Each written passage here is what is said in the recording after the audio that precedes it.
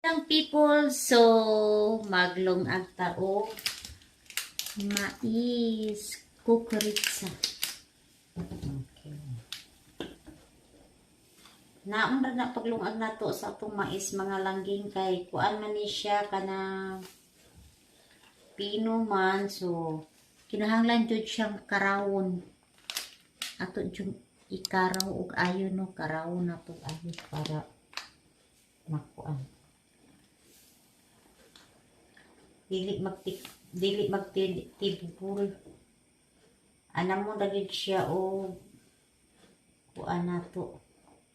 Kay magtibul na siya, wa na lami.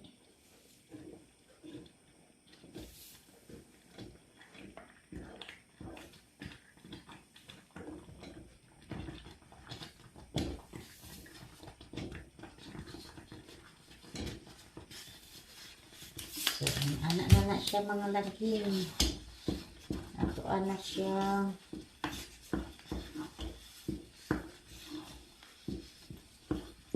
Kayo na to ay.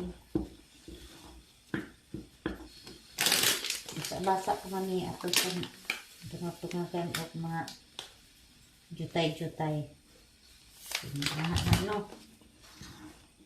Anak na maglungag tao. Mais. So, yung dyan na to kuan talo para ma-mix o ayos siya. No? So, ako rin maghihapoy mukaon aning usap. O may laing mukaon ani guys. Si Kumaring Maria ra.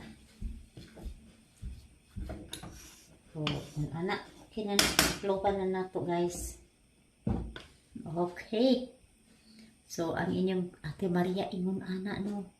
Niya, maghulat na sa tag 5 minutes niya kay maluto na. Dali lagi maluto ni. Dili na nato kagulan kay maluto na yun niya. Ang ilang mais diri mga langga, kuan ni siya kanang 450 grams ra kada inyong napakot. So, anak ako ba na mapalit na kukuno ko niya. Napaman ko duha. So, kanigi upir na ako sa na nagkapin. Every week raman ko magluto. Di man ko magsikig lungag. Kausar man ko sa usa ka semana maglungag o rice or mais. Maura to guys. Thank you for watching and ang inyong kumari diring dakita. Maura dyan na mais with ginamos.